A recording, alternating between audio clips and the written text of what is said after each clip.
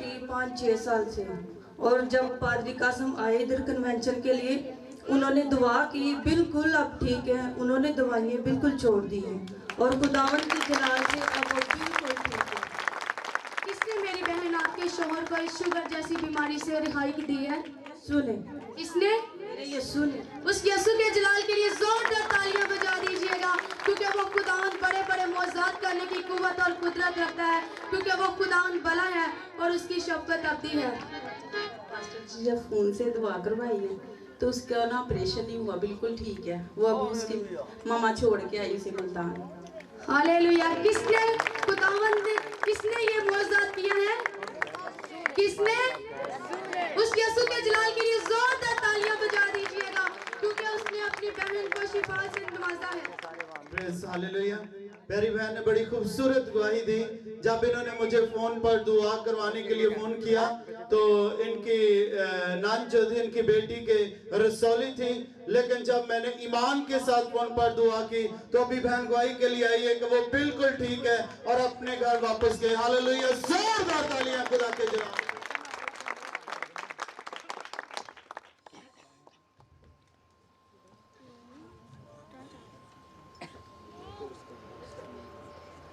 बुलंद कीजिएगा और उस खुदावन से आज की अपनी बरकत को, आज की अपनी बरकत को रिसीव करने के लिए उस खुदावन के हुजूर अपने होठों को खोलें, अपनी मुनाजात को रखें और उस खुदावन से मांगना शुरू करेंगे। यकीनन खुदावन इस कोरस के दरमियान आप सबको बरकत पर बरकत देगा। आइए हम कोयल के साथ मिलकर गाएंगे। बरकत दे, बरकत दे,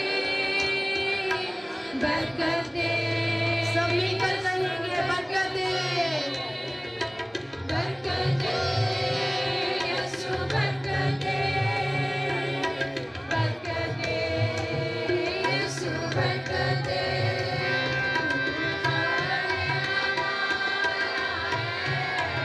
वतन का नारा है, अब आपकी बारी।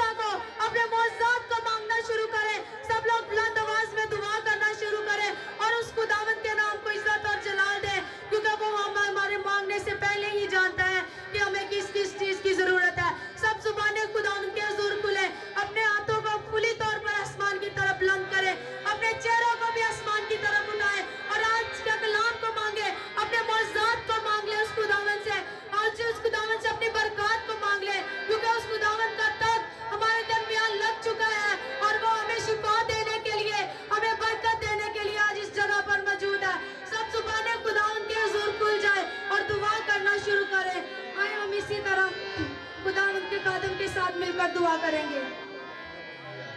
हालेलुया, खुदा की तारीफ करते, उसके नाम को मुबारक कहते, दुआ मांगे। खुदा तेरी तारीफ करते, तुझे मुबारक कहते हैं। आज की सारी बरकत के लिए हम तेरा शुक्र करते हैं जो तूने हमें बरकत दी है। खुदा तेरे फजल के लिए जो तू अपने लोगों पर फजल करते हैं। खुदा तेरे फजल ही से तेरे इस्तेमाल हो सके। तेरे खादम के भी दुआ करता हूँ, तेरे सूरमा के लिए, तेरे पैगंबर के लिए, तेरे मंसूब के लिए। खुदा अपने कलाम का मकाश फायदे खुदा से कलामी दे, कलाम की तरतीब बख्श दे, बोलने का फजल बख्श दे। जब तक तेरा खादम बोलते रहे, तेरे पाक का मसा तेरे खादम पर ठहरा रहे। और आज के इबादत के जरिए बहुत से मौजूदात हो, ताकि माँ बेटे में जला पा सके। तेरे खादम पर तेरी कसरत से बरकत चाहता हूँ। वो मसा जो तूने ईद पेंतीकोस्त के दिन अपने शिगिर्दों पर नाज़िल किया। तेरे शिगिर्द एक सादा मामूली इंसान थे, लेकिन जब पाक रूह उन पर नाज़िल हुआ, उनकी जिंदगियों के सिरे गैर मामूली काम हुए। वो आग, वो मसा, पाक की कुव्वत और कुदरत तेरे खादम पर मांगते हैं। और आज खुदा दे गैर मामूली काम हम देखना चाहते हैं, कसरत की बरकत चाहते हैं। आवाज क्या करता तेरा मसा मांगते हैं, मसीह के नाम से खुदा जवाब दूंगा। तो आज मेरे साथ निकालें खुदा की जिंदगी बख्श कलाम मुकद्दस में से खरूज 15 बाब और उसकी 26 आयत को मैं खुदा के जिंदगी बख्श कलाम मुकद्दस में से पढ़ूंगा। पुराने अहदनामा में से खरूज 15 बाब और उसकी 26 आयत। जिन जिन के पास खुदा का जिंदगी बख्श कलाम मुकद्दस है वो निकालें। ये बड़ी खूबसूरत आयत है। ये शरीयत के मुताबिक जब हम देखते हैं तो हमें ये अंदाजा होता है कि खुदा किस तरह हमारे साथ मोहब्बत करता है, खुदा किस तरह हमारे साथ प्यार करता है। और खुदा ने अगर हम देखें तो खुदा किस तरह हमारे साथ अपनी शिफा को नाज़िल करने की कुदरत रखता है। तो मैं इसको पढ़ना शुरू करता हूँ यीशु मसीह के आला और कादर नाम के वसीला से, आमीन। लिखा है कि अगर तू दिल लगा कर, क्या लिखा है कि अगर तू दिल लगा कर खुदावंद अपने खुदा की बात सुने और वही काम करे जो उसकी नजर में भला है, और उसके हुक्मों को माने और उसके आइन पर अमल करे, तो मैं उन बीमारियों में से जो मैंने मिस्रियों पर भेजी तुझको, तुझ पर कोई ना भेजूंगा, क्योंकि मैं खुदावंद तेरा शाफी हूं। आमीन। क्या है खुदावंद? है खुदावंद हमारा शाफी है। लेकिन आज हम देखते हैं कि हम शिफा के पीछे दौड़ते हैं। किसके पीछे दौड़ते हैं? शिफा के पीछे दौड़ते हैं। हर शख्स जो है वो शिफा के पीछे दौड़ता है, लेकिन शाफी को ढूंढने की कोई कोशिश नहीं करता। जब शाफी आ जाएगा तो शिफा खुद मिल जाएगी। Hallelujah, hallelujah.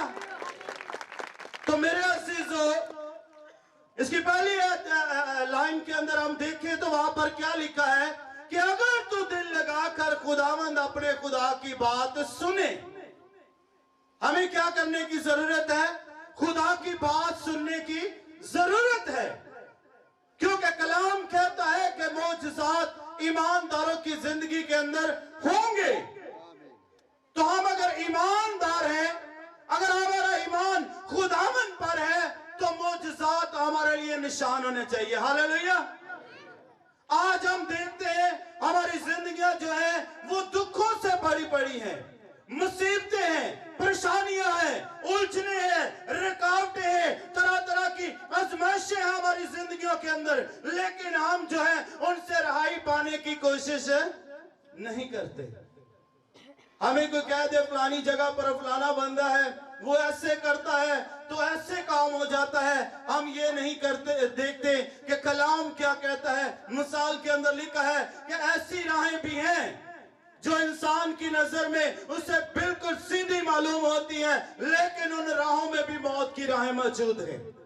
हम अपनी राहों की छानबीन करना पसंद नहीं करते, हम अपनी रविशों पर गौर करना पसंद नहीं करते, क्योंकि जब शाफी हमारी जिंदगी के अंदर होगा तो हम अपनी बीमारियों से शिफा पा जाएंगे।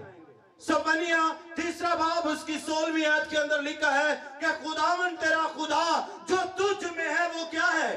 कितने लोगों को पता है? खुदावन तेरा खुदा जो तुझ में है वो क्या है? कादिर है, वो बचा लेगा, वो तेरे स्वभाव से शादमान होकर खुशी करेगा, वो अपनी मोहब्बत में खूब मसरूर रहेगा और वो गाते हुए तेरे लिए इस्ताइश करेगा। Hallelujah, hallelujah. खुदावन तेरा खुदा क्या है? जो तुझ में है। खुदा हमारे अंदर रहता है, लेकिन उस खुदा के कामों को हम गौर से देखना पसंद नहीं करते। हम अपनी जिंदगियां जो है उस पर निगाह करना पसंद नहीं करते। हम और बातों की तरफ दिल लगाते हैं, हमारा ध्यान और बातों की तरफ चला जाता है, लेकिन हम इस बात को भूल जाते हैं कि वो शाफी जिसने मेरे लिए आपके लिए सलीब पर दुख सहे हैं, जो मर गया, दफन हुआ और तीसरे दिन मुर्दों में से जी उठा, जिसकी कब्र आज भी खाली है और वो कहता जैसे मैं जीता तुम भी जीते रहोगे। Hallelujah, hallelujah. तो मेरे अजीजों, आज शिफा से जरूरी क्या चीज है? हमें शाफी को ढूंढने की जरूरत है, हमें अपने खुदावन का दरवाजा खटखटाने की जरूरत है, हमें उससे मांगने की जरूरत है, क्योंकि वो अपने मांगने वालों को कभी शर्मिंदा नहीं होने देता। मांग तो मैं कौमों को तेरी मिरास के लिए और जमीन के इंतहाई हिस्से तेरी मलकियत के लिए बख्श दूंगा। तो फिर क्या वो खुदा जो ये कहता है कि मैं कौमों को तेरी मिरास के लिए और जमीन के इंतहाई हिस्से तेरी मलकियत के लिए बख्श दूंगा, तो क्या वो शाफी हमें शिफा नहीं दे सकता? उसके बदन पर जो कोड़े लगे, क्या वो हमारी शिफा के लिए नहीं है? क्या वो हमारी निजात के लिए नहीं है?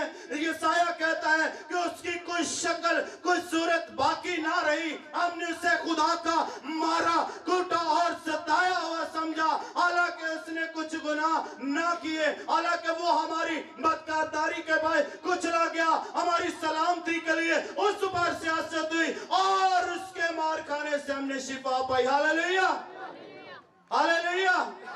आज हमें किस तरह शिफा मिली है?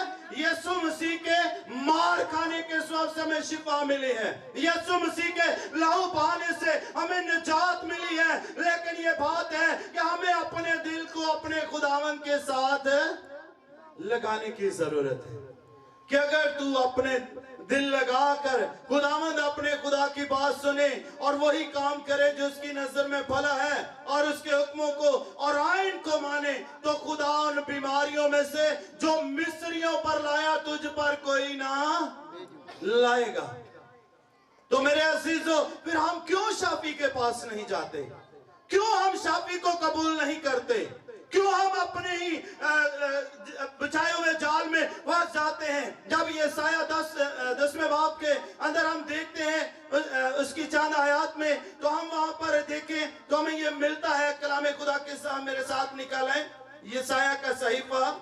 Praise hallelujah, praise hallelujah, praise hallelujah. जहां पहले था वहां पर ठीक है। प्रेज हालेलुया, ये प्रेज हालेलुया, हालेलुया। दरमियान कौन है जो खुदा से डरता है? तुम्हारे दरमियान कौन है जो खुदावन से डरता और उसके खादम की बातें सुनता है, जो अंधेरे में चलता और रोशनी नहीं पाता? खुदावन के नाम पर तवक्कुल करें और अपने खुदावन पर भरोसा रखें। देखो तुम सब जो आग सलगाते हो, अपने आप को अंगारों से घेर लेते हो, अपनी ही आग के शोलों में और अपने सलगाए हुए अंगारों में चलो, तुम मेरे हाथ से यही पाओगे, तुम अजाब में लेट रहोगे। कैसी खौफनाक बात है। यहाँ पर ये खुदा वाजिया करता है कि तुम अपने ही सलगाए हुए कोलों पर क्या करते हो, खुद चलते हो। अगर इसी तरह चलो तो मेरे हाथ से कुछ हासिल ना कर पाओगे। और कलाम ये कहता है कि तुम्हारे दरमियान कौन ऐसा इंसान है जो मेरे खादम की बात को सुनता हो, हाँ सुनता हो और उस पर अमल करे, और वो हमेशा की जिंदगी को ना पाए, वो रोशनी को हासिल ना कर सके। मेरे अजीजों, जब हम खुदा के साथ चलते हैं तो फिर लाजम है कि हमें खुदा के कलाम पर तवक्कल करने की जरूरत है, उस कलाम पर ईमान रखने की जरूरत है। खुदा किनका खुदा है? ईमानदार लोगों का खुदा है। मेरे चर्च के अंदर पिछले साल नवंबर की बात है, एक भाई लैया से आए। वो बिल्कुल आपात थे, ना वो चल फिर सकते, ना वो उठ बैठ सकते, बल्कि उन्होंने बहुत सारे डॉक्टरों से इलाज करवाया, बहुत सारे हकीमों तबीबों के पास गए, बहुत सारा रुपया पैसा खर्च किया। लेकिन मेरे अजीजों, जब वो भाई को उठाकर चर्च के अंदर लेकर आए तो मैं एक नाचीज से खादम ने जब उसके लिए दुआ की तो वो भाई जिसे 2 लोग कंधों पर उठा कर लेकर आए थे, आज देखें कि वो भाई 15,000 रुपए की नौकरी करता। Hallelujah, hallelujah. उसका अपाहजपन कैसे चला गया? वो क्यों कर अपनी बीमारी से शिफा पा गया? उसने क्या किया?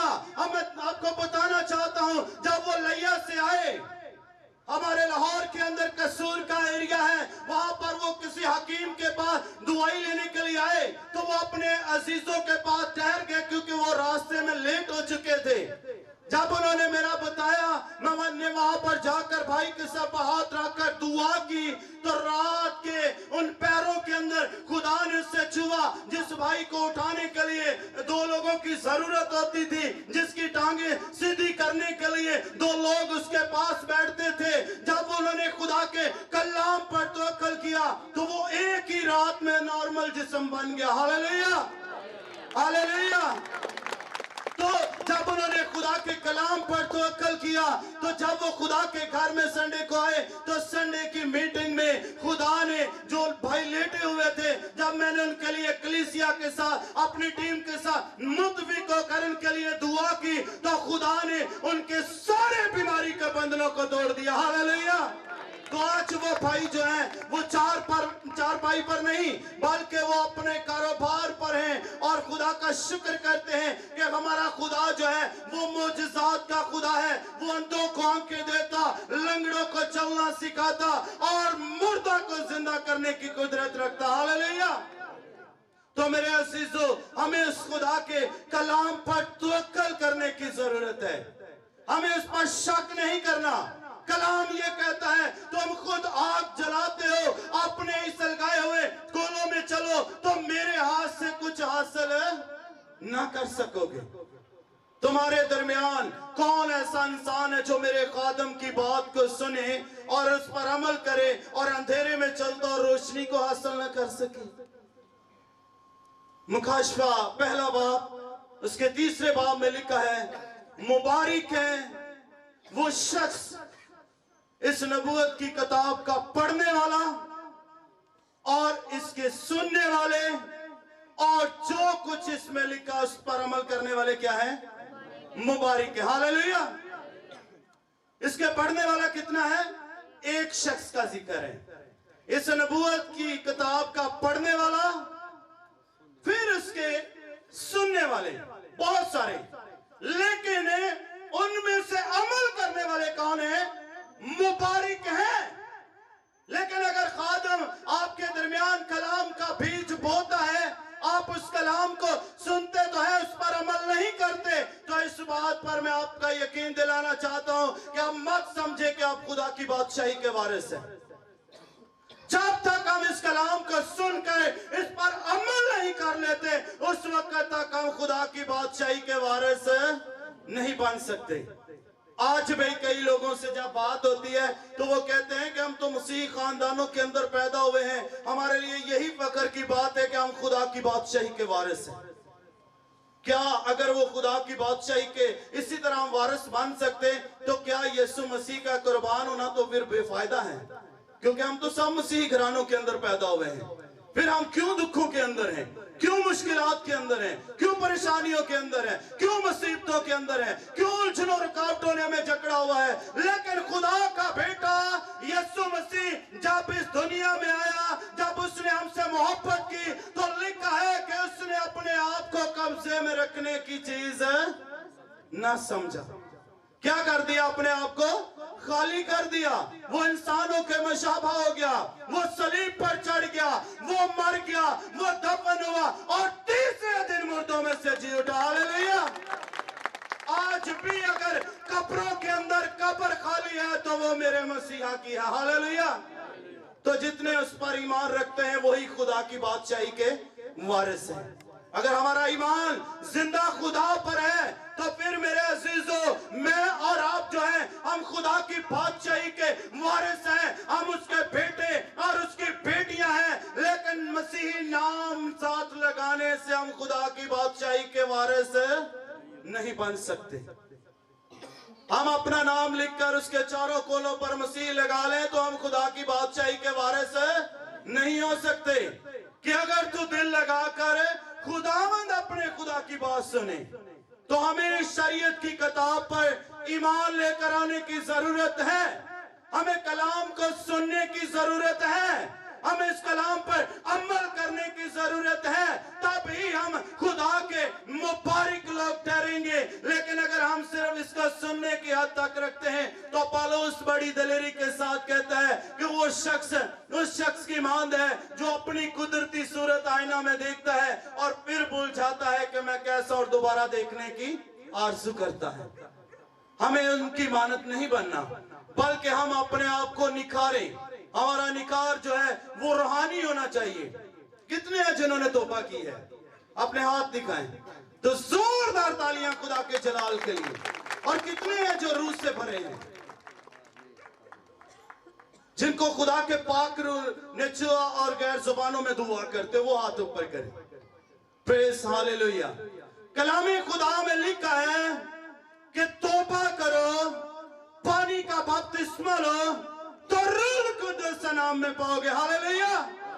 अगर हमने तौबा की है, रूह कुदस हमारी जिंदगियों के अंदर नहीं है, तो फिर उसके लिए हमें रोजे रखने की जरूरत है, दुआ में ठहरने की जरूरत है। हमें उस नजात दहिंदा खुदा के आगे झुकने की जरूरत है, क्योंकि वो अपने मांगने वालों को कभी शर्मिंदा नहीं होने देता।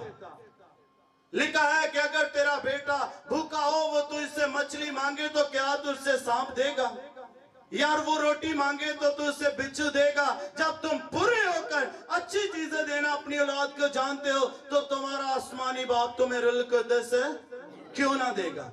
मेरे अजीजों, कलामे खुदा जो है यह हमारी जिंदगियों के लिए है। जब हम इस कलाम पर तवक्कल करते हैं तो फिर हम क्या है? मुबारक हैं। और खुदा का बेटा यीशु मसीह जो सलीब पर चढ़ा है, वो मेरी और आपकी निजात के लिए है, वो मेरी और आपकी शिफा के लिए है। फिर वाकई आज जो हम उसकी हजूरी में, हमारी शिफा हमारे पास है। आमीन। तो अगर हमने खुदावंद को कबूल किया है तो फिर वाकई हम शिफा के हकदार हैं और खुदावंद हमें शिफा देना चाहता है। और जब शाफी हमारे अंदर है तो फिर हमें किसी के आगे झुकने की जरूरत नहीं है। गैर महबूदों के पीछे भागने वालों का गम बढ़ जाएगा। लेकिन जो मुबारक है वो जो खुदावंद अपने खुदा के कलाम पर तवक्कल करते हैं। मेरे अजीजों, आज हमें इस बात पर ईमान रखने की जरूरत है कि हमारा खुदा जो आसमानों के आसमानों में समा नहीं सकता, वो खुदा मुजज़ात का खुदा है। अगर हमारी जिंदगी के अंदर मुजज़ा नहीं है तो इसका मतलब है कि हम खुदा से दूर हैं। ईमानदारों की जिंदगी के अंदर मुजज़ा क्या है? निशान है। और ईमानदारों की जिंदगी के अंदर मुजज़ात का होना बहुत जरूरी है। अगर हमारे चर्चेस के अंदर, हमारी कलीसियाओं के अंदर मुझसे नहीं, तो फिर आज हमें अहद करना है कि हमें खुदा की हजूरी में झुकना है, रोजे रखें अपने खादम के लिए, अपनी कलीसिया के लिए, अपनी टीम के लिए, अपने मुल्क के लिए, अपने गांव के लिए, ताकि खुदा इस मुल्क में, इस गांव आदमों में रूह की बेदारी को नाज़िल करे ताकि मोजज़ात ज़हूर में आए और कौम में जाने के हमारा खुदा मोजज़ात का खुदा है। हालेलुया। आज हम मोजज़ात के पीछे भागते हैं, लेकिन कलाम ये कहता है कि मोजज़ात किन के लिए हैं? मोजज़ात किन के लिए है? गैर कौमों के लिए हैं, ताकि वो देखें और ईमान लेकर आए कि हमारा खुदा फाते खुदा। हालेलुया। मोजज़ात हमारे लिए नहीं है। हमने अब अगर हमने खुदावंद को पहचान लिया है, उसको पहन लिया है, तो फिर हमें उससे बरकत को लेने की जरूरत है।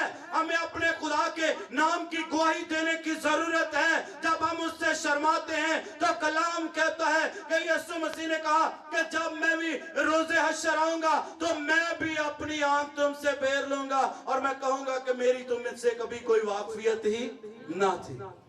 आज हमें खुदा पर ईमान लाने की जरूरत है कि तू दिल लगाकर खुदावंद अपने खुदा की बात सुने, वही काम करे जो उसकी नजर में भला है और उसके हुक्मों को माने और आइन पर अमल करे। तो उन बीमारियों में से खुदा कहता जो मैं मिस्रियों पर भेजी तुझ पर कोई ना लाऊंगा। मूसा जब अपने खुदावंद में सो गया तो कलामे खुदा यशवा पहले बाब के अंदर लिखा है कि खुदा ने जब मूसा के खादम नून के बेटे यशवा पर निगाह की तो उससे कहा उठ, मेरा बंदा मूसा खुदावंद में सो चुका है और अब तू खड़ा हो और उसकी जगह ले, क्योंकि शरीयत की किताब, उससे कहा कि शरीयत की किताब तेरे मुंह से हरगिज ना हटे, बल्कि दिन और रात तेरा इसी पर ध्यान हो, तब तुझे इकबालमंदी की राह नसीब होगी और तू खूब कामयाब होगा। जब तक मेरे अजीजों ये कलाम जो है इसको हम अपने दिल के अंदर नहीं जगह देते, उस वक्त तक कामयाबी हमारे पास नहीं है। अगर हम कामयाब होना चाहते हैं, जिंदगी के अंदर अच्छे दिन देखना चाहते हैं, अगर हम चाहते हैं हमारी जिंदगियां बदलें, हमारी सोचें बदलें, हमारे घरानों के अंदर बरकत आए, तो उन सब के लिए जरूरी है कि हम इस कलाम पर तवक्कुल करें और शाफी को लेने के लिए तैयार रहें और शाफी की तलाश करना शुरू करें, क्योंकि जब शाफी मेरी और आपकी जिंदगी के अंदर होगा तो शिफा हमें खुद ब खुद मिलेगी। तो आए हम सब अपने कदमों पर खड़े होंगे। Praise hallelujah. अपने हाथ उसकी तरफ बढ़ा दें, आज खुदा के रूह को मांगे उससे, क्योंकि वो खुदा आज यहाँ पर मौजूद है। ओ राभा राभा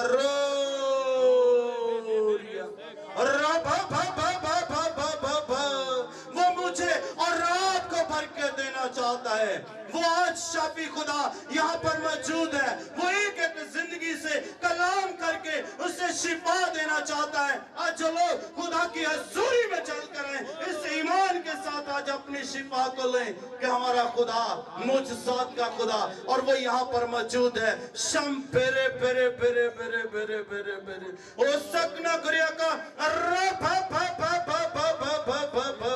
खुदा पाकरू, तू जो शाफी खुदा है, तू जो जोर में बढ़कर खुदा है, तू जो बर्दामंद खुदा है, हम तेरी सताइश करते हैं। उस खुदावंद का शुक्र अदा करें जो मुजज़ात का खुदा है, जो बंधनों को तोड़ने की कुव्वत रखता है। उस यहोवा पाक खुदा का शुक्र अदा करें जिसका कलाम फाते है और वो जोर में बढ़कर खुदा है। Praise hallelujah, hallelujah, praise hallelujah.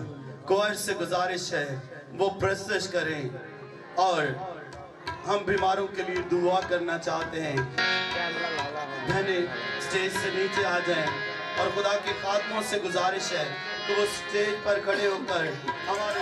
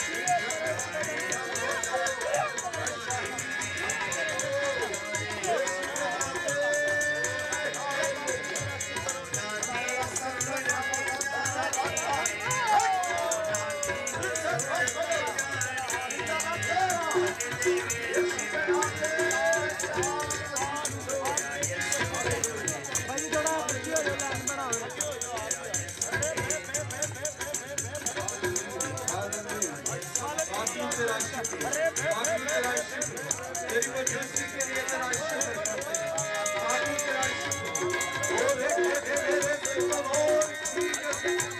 Jesus Lord ओ रे Lord Jesus तेरा शुक्र बाबू तेरा शुक्र रे खोलो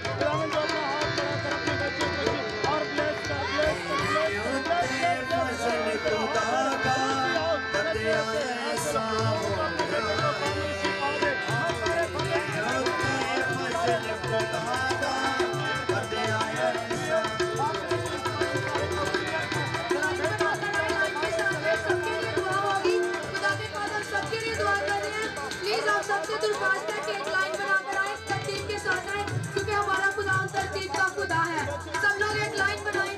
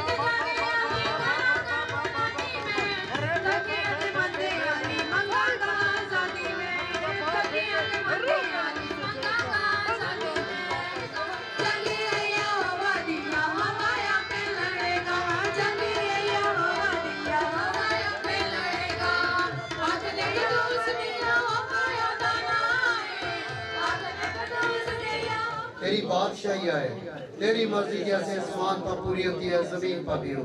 हमारे रोज की रोटी आज हमें दे, जिस तरह हम अपने कसूरवारों को माफ करते हैं तो हमारे कसूर माफ कर। हमें आजमाइश में न पड़े दे, बल्कि बुराई से बचा, क्योंकि बादशाही कुदरत जलाल हमेशा तेरे हैं। अब हमारे खुदा में पाक रूह की रफ़ाकत और शराकत हासिर जमात और दुनिया के कुल ईमानदारों के साथ अब से लेकर हमेशा हमेशा तक होती रहे, आमीन। खुदावंद आपको बरकत दे। और जरूरी ऐलान करना चाहते हैं, कल शाम की मीटिंग में